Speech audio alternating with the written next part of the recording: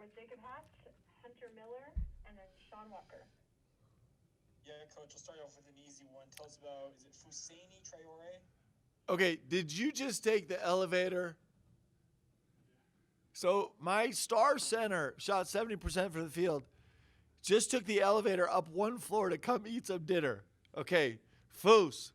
I am so hyped about Foose. You do not understand. Like, this kid is a monster, and he's got the most beautiful heart in the world. He's just such a wonderful young man. He takes up so much space on the court. He's incredibly explosive off the floor. I think I said did we put a release out yet? I think I said in our release that he this summer he was really good from behind the arc. He was really good off the bounce. He had some clips where he's actually grabbing a rebound, kind of ferocious rebound off the glass, and then pushing it out off the bounce in transition. Even a couple times when he went coast to coast. One time, he was going so fast and so explosive that he saw about 20 feet ahead of him this player had set up to take the charge, and Foose generally had created so much momentum with his massive body, he could not slow down. It was one of my favorite clips all summer long. He's gonna be a great player. I'm really excited about him, and he's a better human being. He'll tell you a story about how he made his decision, but he had he was incredibly thoughtful about it, and I just think he's going to represent BYU in such an extraordinary way. Here's a Muslim kid from Mali who has just been in Utah for a couple years and is a really, really faithful young man, and yet he fits in perfectly here. He's going to be a star. He's going to be really good. I also wanted to ask you, you guys still looking like you're on track to open the season on Wednesday. We're seeing more and more programs have outbreaks. Yeah, I mean, you can see like we're masked up like crazy. We're taking every precaution, and we're really hoping that we'll be able to start on time. I expect we will. Our expectations will tip off at 6:00 on Wednesday night. So that's what we're looking forward to.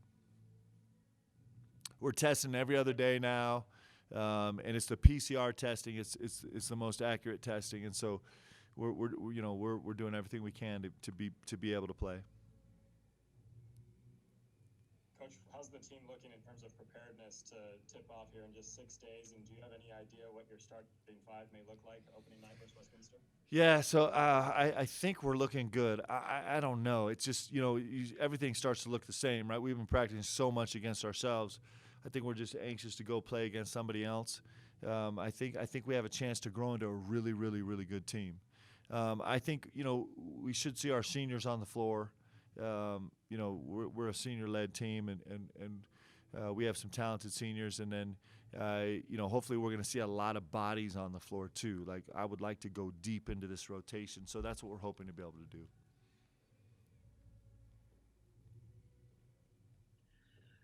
Coach, if I could circle back around a little bit to Foose, but just with his recruitment, he's now the third guy that you signed in the last year from that Wasatch Academy team, that ridiculous Wasatch Academy team there last year. I guess, A, have you been spending a lot of time in San Pete County just because you like it there? And B, what kind of a weapon or a pipeline is having a school and a program like that, like with Dave Evans made and Paul Peterson now as a head coach there? Is that something that I mean, are kids like that kind of something that just attracts you guys to them as collegiate players?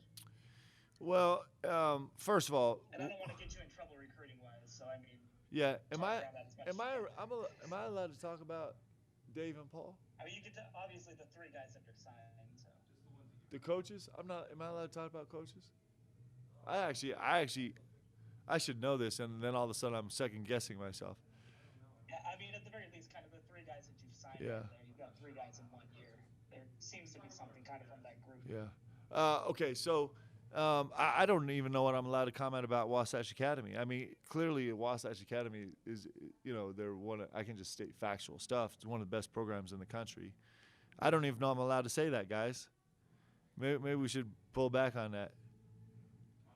Will you call Chad real quick? I'm going to put you on hold for 2 minutes, Sean, and because I want to see if I can really address your question. I'd like to, but I also don't want to get fired. So we'll come back to you. We're going to check with Chad real quick. You talk about the three But I can't talk about Wasatch, and I can't talk about the coaches. Okay. All right, next question. I'm coming back to Sean. Okay, we'll go with Jeff Call and then Mitch Harper, and then we'll come back to Sean. So, Coach, last year you had three proven consistent scorers with Yoli and Jake and TJ. Who do you anticipate will be kind of the go-to scorers on this team? Yeah, I think it's going to be a way different feel. I think this is going to be a team. Clearly, we have some weapons. I mean, this Matt Harms is proven to be a really, really talented and capable scorer from all three levels, especially from behind the three-point line and at the rim. Alex Barcelo and Brandon Averett. Alex was the third best. He's the number one, actually most efficient play type in the entire West Coast Conference last year was Alex Barcelo, catch and shoot three. So he's proven the ability to score, and he's shown a lot off the bounce right now. And Brandon Averett, averaged 13, 14 points a game last year. He's a proven scorer. So we expect those guys to carry some of the load for sure. But we also have a bunch of guys. I mean, Connor Harding shot 44%. I mean, we go down the list. I don't think this is going to be a team necessarily where we're calling a guy's number as often as we did last year. Last year, we spent a lot of time, calling Yoli's number specifically, kind of a play type designed to at least put him in an action, if not guarantee him a shot, right? Did the same thing with Jake and the same thing with TJ, and we were really, really heavy in the direction of those three guys, as well as our players became accustomed to finding them in our continuity looks, right? It became something. I don't think it's going to be like that. I think it's going to be more committee and more team-oriented. We were a team's team last year, but more just like, the team trying to find the best shot for whoever happens to be available. So I think we'll dictate a little bit less. I think we have a lot of guys that are really capable. So it's going to be a little different feel. I was also wondering, what are your thoughts on the NCAA putting the NCAA tournament in a bubble-type situation? Yeah, I mean, I'm just grateful that people are trying every way possible to make the NCAA tournament a safe reality, right? That's what I'd like. I'm just grateful that guys are spending so much time. So if it ends up being a bubble in Indianapolis like's being discussed, great. If it ends up that the best way to make it most likely to happen is some other alternative, great. I think very few of us, I think right now we're so eager just to have a chance to play that we're less concerned with the logistics of it than just being able to find some way to get on the court and do it safely.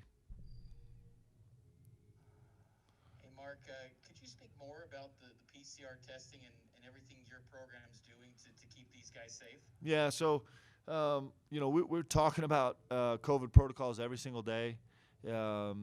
Our guys are masking up throughout most of the day. We're not masking up during practice anymore. We had done that for a long time, and we finally got to the point where it was just we almost wondered if it was less safe for our guys to be masked up than it was not to be, right? So we've taken off the mask during practice, but in the training room, in the locker room, guys are trying to keep masks on as much as they can, certainly around campus.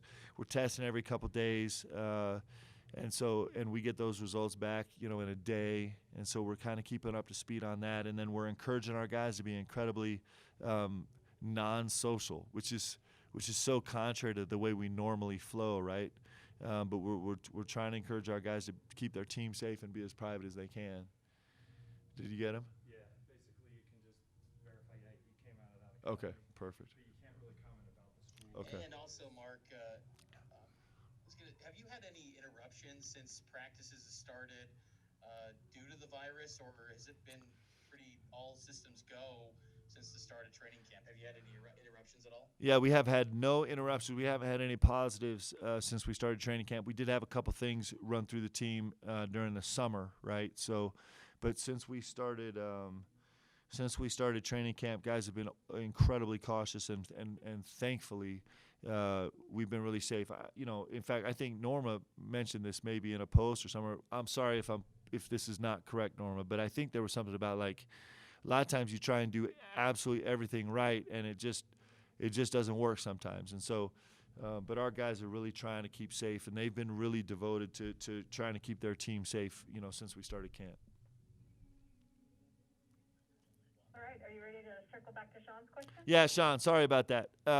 So I am not allowed to comment on Wasatch Academy or the coaches. So I think I did make a comment. Please don't post it because I'm going to get me big trouble. But I can talk about these guys. I'm going to try and work around the best I can. So Caleb and Foose and Richie. Yeah, Caleb, Foose, and Richie. Yeah. I guess are the three ones that kind of have similar DNA. Yes. Which probably goes back to their background in a lot of ways. Yeah, they're all coming from the same place. They all know each other well. All terrific teammates. Big time players. And uniquely, three young men that like their makeup and their heart fits BYU. They're three guys, and I actually love this so much. So I'm gonna talk longer than you want me to.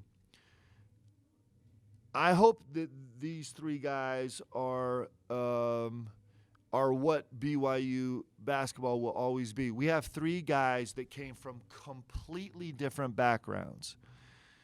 One young man grew up in Texas. One young man grew up in Utah. One young man grew up in Mali. They all come from very different,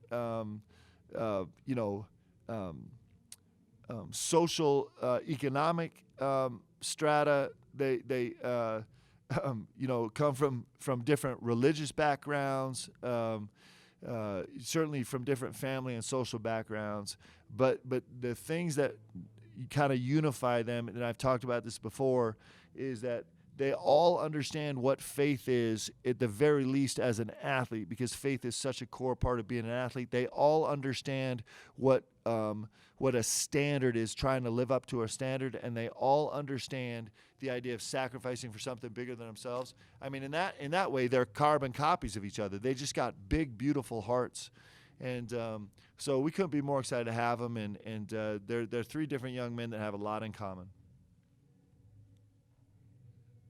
All right, I think that's it. Thanks for joining us, Coach. Okay, guys, thank you so much.